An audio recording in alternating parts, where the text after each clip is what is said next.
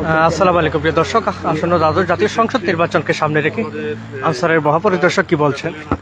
Answer VDP এবং অন্যান্য বাহিনীর আমাদের ফোর্সের যারা আছে সব বাহিনীর মিলে সবাইকে দেখতে আসলাম। আগামীকাল নির্বাচনটা যাতে ফেয়ার হয় এবং পিসফুল হয় এজন্য আমি দেখার জন্য বের হয়েছি। আমার কর্মকর্তাগণ আছেন, আমরা আরো বেশ কয়েকটি সেন্টার দেখব ইনশাল্লাহ। আশা করি কাল সকালে যত সময়ে নির্বাচন শুরু হবে শান্তিপূর্ণ হবে, এটাই আমরা কামনা করি। এবং আমাদের মোতায়েন এখানে ব্যাটালিয়ন আনসার মোতায়েন আছে স্ট্রাইকিং ফোর্স হিসাবে 30টা স্ট্রাইকিং ফোর্স। তারপরে সাধারণ আনসার বিডিপি আছে প্রায় 35,000। ওরা ওই সমগ্র সিলেট ব্যাপী এরা দায়িত্ব পালন করছে।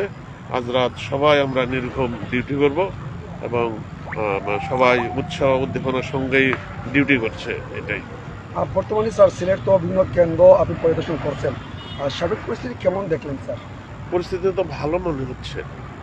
একটু সারা দেশে একটু একটু সমস্যা আমরা বিভিন্ন মিডিয়াতে দেখতে পেয়েছি, তো এই সমস্যাও কোনো হবে না। এরকম সামান্য সমস্যা প্রায় নির্বাচন থেকে থাকে, এটা তেমন কিছু না। সিলেটে তেমন কিছু হবে বলে আমার মনে হচ্ছে না। এখানে আমরা সিকিউরিটি ফোর্সের বিভিন্ন কর্মকর্তা সদস্য যারা আছে আমরা খুব ভালোভাবে ডিউটি করছি। এখানে শান্তিপূর্ণ হবে সবকিছু, এটাই আমরা তো দেখে সেটাই নিশ্চিত করে বলতেছি আপনাদেরকে। আমরা যদি একটু জানতে চাই আপনাদের কাছে যে আপনাদের প্রত্যেকটা সদস্যের পাশাপাশি আপনারা কতটা তৎপর রয়েছেন এই নির্বাচনে? অবশ্যই 100% তৎপর, 100%। এই নির্বাচনে আমাদের যতগুলি বাহিনীর কর্মকর্তা সদস্যগণ আছেন তার মধ্যে আনসার বিডিপির সবচেয়ে বেশি। এটা প্রতি নির্বাচনের মতো এবারও সবচেয়ে বেশি এবং অতি তৎপর। আমরা খুবই শান্তিপূর্ণভাবে নির্বাচন করার জন্য আমরা বেশি বেশি তৎপর রয়েছি। আজ সারা রাত আমরা এখানে দেখব বিভিন্ন সেন্টার ঘুরে আমাদের লোকদেরকে এবং অন্যান্য বাহিনীর সদস্যদেরকে উৎসাহ উদ্দীপনা দেওয়ার জন্যই আমরা ভিজিটে বের হয়েছি। আমরা যদি একটু জানতে চাই যে সিলেটকে ওই নির্বাচন সহিংসতা অনুযায়ী রেড চিহ্ন যে জেলাগুলো করা হয়েছে তার মধ্যে সিলেটও ছিল, তো আপনারা পরিদর্শন করে এই মুহূর্তে আসলে কেমন পরিস্থিতি মনে করছেন? এটা তো আসলে সময় সময়ে নির্ভর করছে সবকিছু, তো এটা তো এখন আর এটা নেই। রেড চিহ্ন যেটা বলছেন এটা আছে বলে মনে তো হচ্ছে না। আমরা আরো কয়েকটা কেন্দ্রে গিয়েছি, আমরা তো শান্তিপূর্ণ দেখতে পাচ্ছি সবকিছু।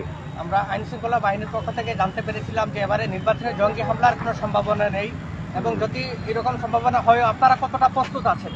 আমরা নির্বাচন কমিশনকে সহযোগিতা করার জন্য, শান্তিপূর্ণভাবে নির্বাচন করার জন্য আমরা 100% আমরা সাফল্যের সঙ্গে আমরা ডিউটি করতে আমরা প্রস্তুত আছি। 100% আমরা এই আমাদের দেশপ্রেম আছে, আমরা 100% বারবারই 100% বলছি, 100% নিরাপত্তা দিয়ে আমরা এই নির্বাচনে ডিউটি করবো। আপনাদের কাছে মানে ঝুঁকিপূর্ণ হিসাবে চিহ্নিত করেছে? আসলে ঝুঁকিপূর্ণ যেটা বলছেন এটাও ওরকম ঝুঁকিপূর্ণ এই মুহূর্তে নেই, আগে থাকতে পারে, কিন্তু বিভিন্ন বাহিনীর কর্মকর্তা এবং সদস্য যারা ডিউটি করছে ডিউটির পরিপ্রেক্ষিতে এখন আর ঝুঁকিপূর্ণ নেই। না, এখানে এরকম নেই। অন্য জেলার সাথে জেলার আপাতত তুলনা করা যাচ্ছে না, কারণ এখানে এরকম কিছু হয়নি, ইনশাল্লাহ হবে না। সকালে তো ভোট শুরু হবে। অন্যান্য জেলার মধ্যে এখানে এরকম কোনো সমস্যা নেই, হওয়ার সম্ভাবনাও খুব একটা আছে বলে আমার মোটেই মনে হচ্ছে না। সর্বশেষ জানতে চাই যে আনসার প্রতিরক্ষা মন্ত্রণালয়ের কয় লক্ষ সদস্য স্ট্রাইকিং ফোর্স হিসেবে দ্বাদশ দায়িত্ব সংসদ নির্বাচনের দায়িত্ব রয়েছেন? এটা ব্যাটালিয়ন আনসার আছে 8,500 সমগ্র দেশে। এটা স্ট্রাইকিং ফোর্স, এরা কিন্তু স্ট্যাটিক ডিউটি করবে না। এটা 8,500 সারা দেশে। আর এই সাধারণ আনসার বিডিবি যারা, ওরা তো সারা দেশে লক্ষ লক্ষ আছে। শুধু আমাদের এই সিলেটেই আছে আপনার এই যে 35,000, আর সারা দেশে 5,18,000 সারা দেশে। অনেক অনেক ধন্যবাদ আমাদেরকে। মিস্টার আউয়াল, আরেকটা জিনিস আমরা জানতে চাচ্ছি আপনার কাছে যে কালকে কি সাধারণ মানুষ সবাই আসতে পারবে ভোট দিতে? অবশ্যই নির্ভয়ে আসতে পারবে? অবশ্যই নির্ভয়ে আসতে পারবে। আপনারা সবাই নিজ নিজ ভোট কেন্দ্রে যাবেন এবং মানুষ যাতে শান্তিপূর্ণভাবে এসে ভোট দিতে পারে তার জন্যই তো আমরা সবাই কাজ করছি। নির্ভয়ে আপনারা কালকে ভোট কেন্দ্রে আসবেন এবং নিশ্চিন্তে আপনারা ভোট দিতে পারবেন। যদি কোনো দুর্বৃত্তরা ভোটারদেরকে ভোট দানে নিরুৎসাহিত করে রাস্তায় ওটা আমরা আইনগতভাবে প্রতিহত করব। তাকে যেই দুর্বৃত্তের কথা বলছেন অবশ্যই ধরা পড়বে।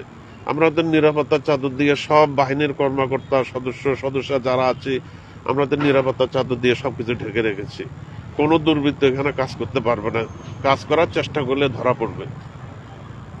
ধন্যবাদ। আজকে সিলেটের কতটি কেন্দ্র আপনারা আসলে পরিদর্শন করবেন? আমরা ইতিপূর্বে 3টা পরিদর্শন করেছি, দেখি 10টা অবশ্যই করবো। এটা শুধু টাউনের ভিতরে না, আমরা এখন টাউনের বাহিরেও যাব আমরা এখন। আমার এই কর্মকর্তাদেরকে নিয়ে বেরিয়েছি, এখানে আনসার বাহিনীর লোকেরা আছে, পুলিশ বাহিনীর লোকেরাও আছে। আমরা সবার সাথেই আমরা একটু দেখাশোনা করব, এতে সবার দায়িত্ব পালনে একটা উৎসাহ উদ্দীপনা বৃদ্ধি পাবে। এটাই। ধন্যবাদ। ধন্যবাদ। প্রিয় দর্শক, আমরা কথা বলছিলাম আনসার বাহিনীর মহাপরিদর্শকের সাথে এবং তিনি নির্বাচনের সমসাময়িক বিষয় নিয়ে তার সাথে আমরা কথা বলার চেষ্টা করেছি। আমরা ওনার কাছ থেকে জানার চেষ্টা করেছি যে আগামী দ্বাদশ জাতীয় নির্বাচন নিয়ে ওনার কি প্রত্যাশা। আমরা দেখতে পাচ্ছি এই মুহূর্তে আনসার বাহিনীর মহাপরিদর্শক যিনি, তিনি সিলেটে এসেছেন আজ এবং সিলেটের যে আসনগুলো রয়েছেন প্রতিটি আসনে তিনি পরিদর্শন করেছেন এবং পরিদর্শন শেষে তিনি জানালেন যে সিলেটের পরিস্থিতি অনেকটা ভালো অবস্থায় রয়েছে এবং সিলেটে কোনো রকম কোনো বিশৃঙ্খলা হওয়ার কোনো কথা না, তিনি আপাতত এমনটাই আজ করতে পারছেন এবং তিনি আমাদেরকে এমনটাই জানিয়েছেন। আনসার সদস্যের মহাপরিদর্শক বলেছেন যে সিলেটের শুধু 1-2 আসন নয়, পুরো সিলেট ব্যাপী তিনি পরিদর্শন করবেন। ইতিমধ্যে যে আসনগুলো পরিদর্শন করেছেন যে প্রতিটি আসনই অত্যন্ত সুন্দর এবং সুশৃঙ্খল অবস্থা দেখেছেন এবং তারপর আমরা আনসারের মহাপরিদর্শকের কাছে জানতে চেয়েছিলাম যে এবারে নির্বাচন ঘিরে আনসারের কেমন ভূমিকা রয়েছে। তিনি আমাদেরকে জানিয়েছেন যে আনসার সবচেয়ে বেশি তৎপর অবস্থায় রয়েছেন। পাশাপাশি ওনার কাছ থেকে জানতে চেয়েছিলাম যে আপনি বলছেন যে সিলেটের পরিস্থিতি ভালো, কিন্তু আমরা কিছুদিন আগে দেখেছিলাম যে রেড চিহ্নের মধ্যে সিলেটকেও রাখা হয়েছিল একটি ঝুঁকিপূর্ণ এরিয়া হিসাবে। তিনি বলছেন যে সেটি সময়ের সাথে সাথে পাল্টায়, সেক্ষেত্রে সিলেটের পরিস্থিতি বর্তমানে অনেকটা ভালো রয়েছে এবং আমরা ওনার কাছ থেকে আরও জানতে চেয়েছিলাম যে জঙ্গি হামলার কোনো সম্ভাবনা নেই, সেটি আইনশৃঙ্খলা বাহিনীর পক্ষ থেকে আমরা জেনেছি এই এবং যদিও এই ধরনের কিছু হয়ে থাকে আপনারা কতটা তৎপর রয়েছেন। তিনি বলেছেন যে 100% তৎপর রয়েছেন বাংলাদেশ আনসার বাহিনী যে কোনো বিশৃঙ্খলা, যে কোনো জ্বালাপোড়া, নাশকতা, ভাঙচুর, যে কোনো ধরনের বিশৃঙ্খলা ঠেকাতে।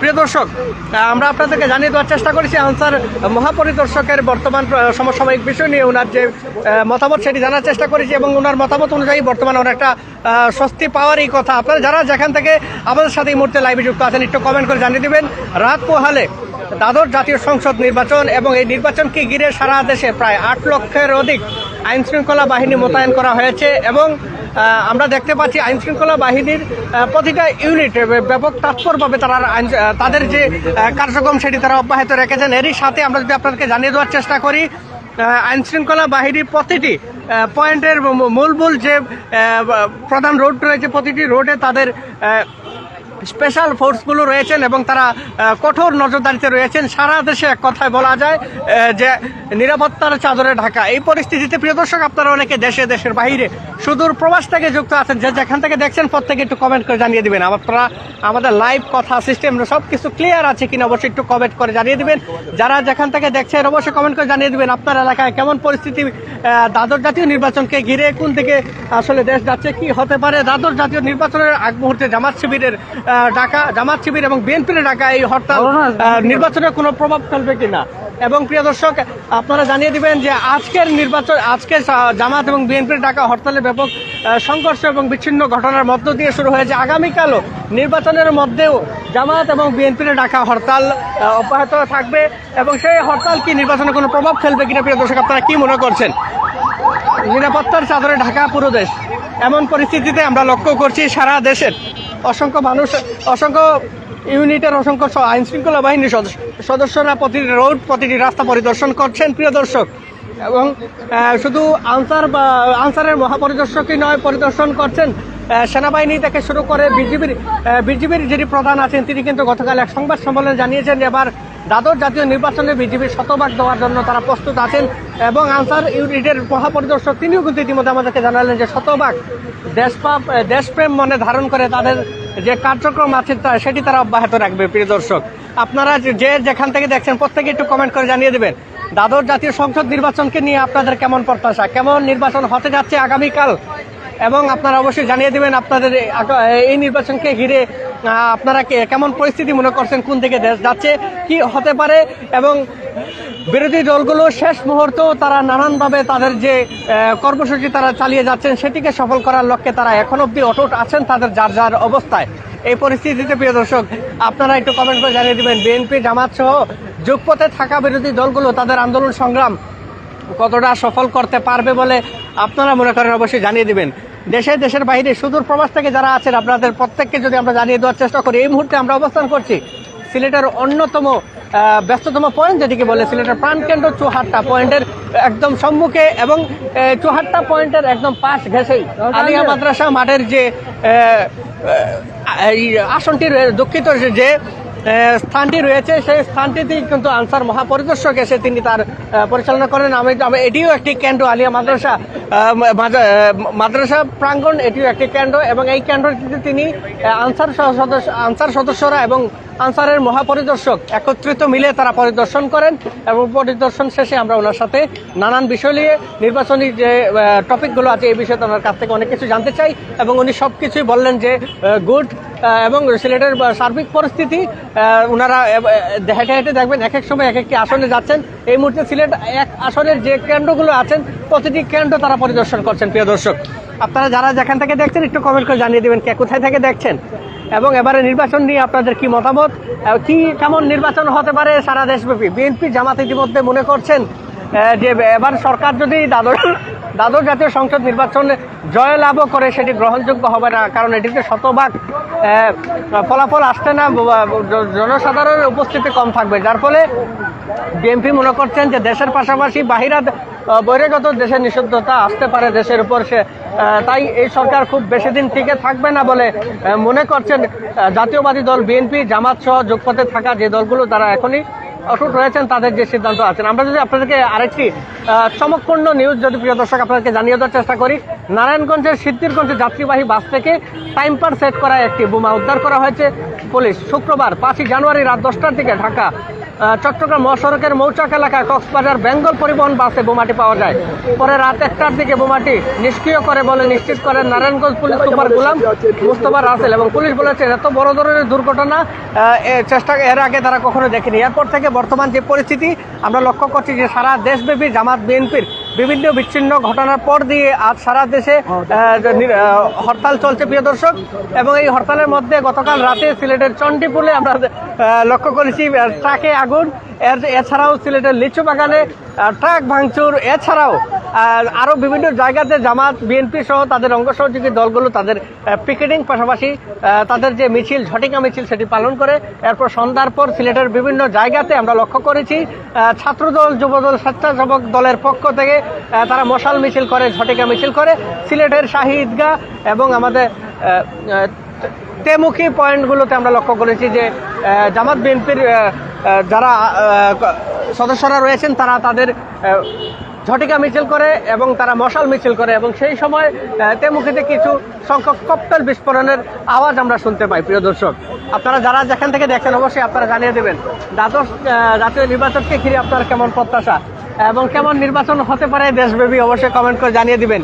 যে সকল ভাই বিভিন্ন জায়গা থেকে দেখছেন প্রত্যেকের কাছে অনুরোধ করবো আপনারা আমাদের লাইভটি একটি করে শেয়ার করে দিবেন, পাশাপাশি জানিয়ে দিবেন আপনারা কে কোথায় থেকে দেখছেন এবং আপনার এলাকার যে কেন্দ্রটি রয়েছে সেই কেন্দ্রটি নিয়ে আপনি কতটা সন্তুষ্ট। আগামী কালকের নির্বাচনে আপনি